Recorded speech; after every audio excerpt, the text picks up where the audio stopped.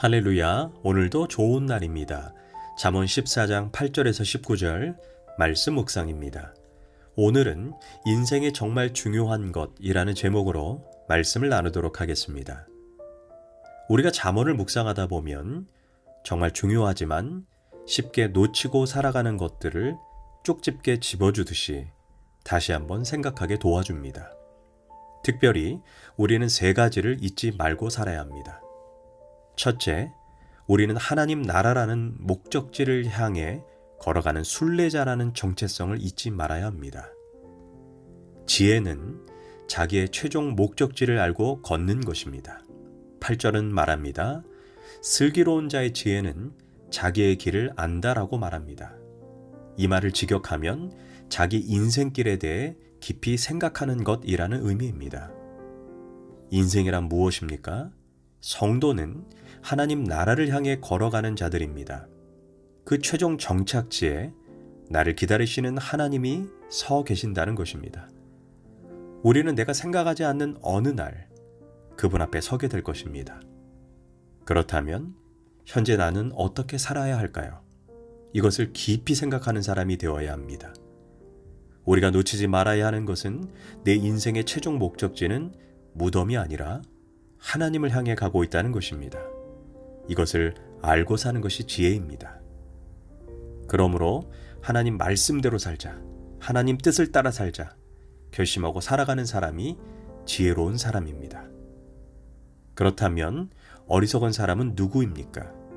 바로 목적지가 없는 사람입니다. 되는 대로, 감정대로, 본능대로 살아가는 사람입니다. 이런 사람들의 특징은 죄를 가볍게 여깁니다. 9절에서 미련한 자는 죄를 심상히 여긴다라고 말합니다. 죄를 우습게 본다는 것입니다. 죄가 무엇입니까? 죄는 헬라어로 하마르티아인데 관역에서 벗어나다라는 뜻입니다. 목적이 있는데 그 목적에서 벗어난 것이 죄입니다. 분명한 목적이 있는데 그것을 외면하고 제멋대로 감각적으로 본능적으로 살아가는 사람은 미련한 사람입니다. 왜 죄를 우습게 볼까요? 하나님을 보지 않고 사람을 보기 때문입니다. 아니, 다른 사람들도 다 그런데 어떠냐? 그래도 내가 너보단 낫지 않냐? 이렇게 비교하며 죄를 가볍게 여깁니다. 또는 여건이 그렇기 때문에 어쩔 수 없다라고 말합니다. 또한 무엇보다도 결과가 눈에 바로 보이지 않습니다. 죄 짓고도 잘만 살더라. 이렇게 생각합니다.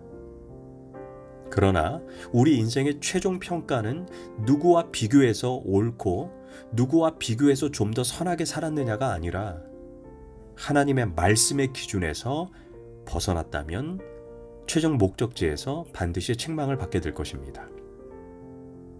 둘째, 우리는 하나님 보시기에 옳은 길을 택해야 나중에 후회하지 않게 됩니다. 어떤 사람의 길은 필경 옳은 것처럼 보입니다. 그러나 내가 볼 때 옳다고 해서 그것이 다 옳은 것은 아닙니다. 사람이 순간 형통해 보인다 해서 그것이 항상 바른 길은 아닙니다. 12절은 말합니다. 어떤 길은 사람이 보기에 바르나 필경은 사망의 길이니라. 여기에 중요한 단어가 필경입니다. 필경은 결국에는, 끝에는 마지막이라는 뜻입니다. 사람이 근시안적으로 보면 악한 사람이 또는 머리 회전이 빠른 사람이 또는 하나님보다 인맥을 의지하는 사람이 더 형통한 것 같이 보입니다. 이유는 인간의 눈에는 마지막이 보이지 않아 무엇이 올바른 길인지 아닌지 구별하기가 어렵습니다. 예를 들어 창세기 29장을 보면 이런 말씀이 있습니다. 야곱이 아침에 보니 레아라. 이 말씀의 배경을 아십니까? 야곱이 라헬을 사랑해서 7년간 머슴살이를 하며 기다린 끝에 결혼을 합니다. 첫날 밤 옆에 누운 여자가 당연히 라헬이라고 생각했습니다. 라헬, 내가 얼마나 당신을 사랑하는지 알지? 당신과 이렇게 결혼해서 정말 행복해 라는 말들을 속삭이지 않았겠습니까? 그런데 다음날 아침 눈을 떠보니 라헬이 아닙니다. 라헬의 언니 레아입니다. 야곱의 충격이 얼마나 컸겠습니까? 나는 그것이 진리라고 생각하고 헌신했습니다. 그런데 나중에 보니 아니었습니다. 인생을 다 살고 나서 만약 이런 일이 생긴다면 어떻게 할까요? 내가 옳다고 믿었던 가치관이 나중에 보니 잘못된 것이라면 어떡합니까? 그때는 후회해도 소용이 없습니다.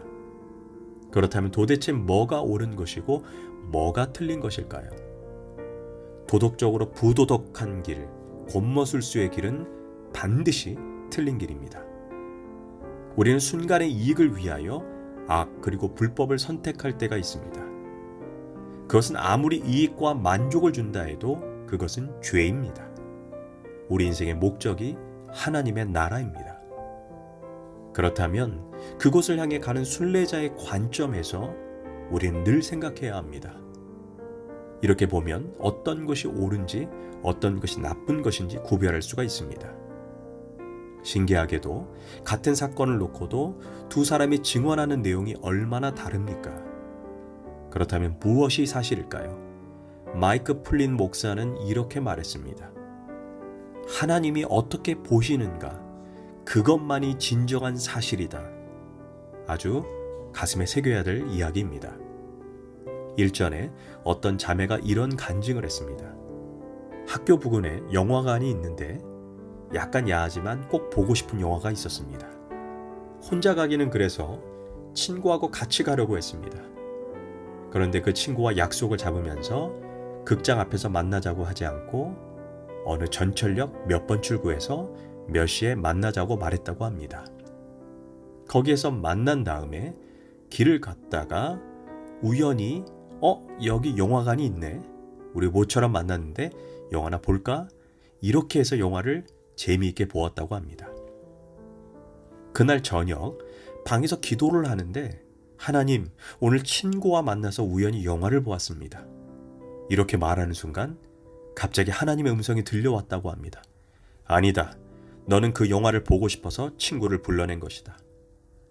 그와 동시에 친구 앞에서 자기가 한 말과 장면이 그대로 떠올랐다고 합니다. 마치 그 극장을 처음 본 것처럼, 그 영화도 처음 보는 것처럼 친구 앞에서 연기를 했던 것입니다. 누가 겉으로 보면 우연히 영화를 본 것이지만 숨은 패부를 살피시고 감추인 의도를 보시는 하나님의 눈은 숨길 수가 없었습니다. 결국 그 자매는 주님, 제가 주님을 속였고 그 친구를 속였습니다 라고 고백할 수밖에 없었습니다. 기억해야 합니다.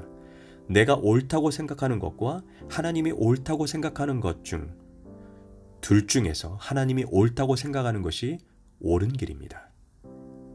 셋째, 마지막입니다. 우리는 심은 대로 거둔다는 진리를 잊지 말아야 합니다. 14절에 재미있는 말씀이 있습니다. 웃을 때에도 마음에 슬픔이 있고 즐거움의 끝에도 근심이 있느니라. 사람은 겉에 보여지는 모습만 보고 판단합니다. 웃을 때, 즐거워할 때 행복해 보입니다. 그런데 웃는데 그 마음에는 슬픔이 있고 즐거워 보이는데 그 마음에 근심과 눈물이 있다는 것입니다. 겉으로 성공한 사람인 것 같은데 속으로 실패한 사람도 많이 있습니다. 겉으로 악이 승리한 것 같고 선이 실패한 것 같습니다. 악인이 즐거워하고 의인이 눈물을 흘리는 것 같습니다. 그러나 변하지 않는 진리는 악은 울게 되고 선은 웃게 됩니다. 14절과 19절은 말합니다. 마음이 굽은 자는 자기 행위로 보응이 가득하겠고 선한 사람도 자기 행위로 그러하리라. 악인은 선인 앞에 엎드리고 불의한 자는 의인의 문에 엎드리느니라. 반드시 심은 대로 거둔다는 진리입니다. 선은 반드시 선의 열매를 거두고 악은 반드시 악의 열매를 거둡니다. 그래서 악인의 형통을 부러워하지 말아야 합니다. 사실 우리는 선과 악이 모호한 세상에서 살아갑니다. 사람들은 그 모호한 세상의 겉모습만 보고 현재만 봅니다. 그러나 우리는 겉에 보여지는 것을 넘어 현재를 넘어 더 멀리 볼 수 있어야 합니다. 반드시 선은 승리한다는 것입니다. 기도하겠습니다. 하나님, 우리가 하나님 나라를 향해 가는 순례자라는 것과 하나님 보시기에 옳은 길을 택하게 하소서. 무엇보다 우리가 심은 대로 거둔다는 진리를 기억하게 하소서. 예수님의 이름으로 기도합니다. 아멘.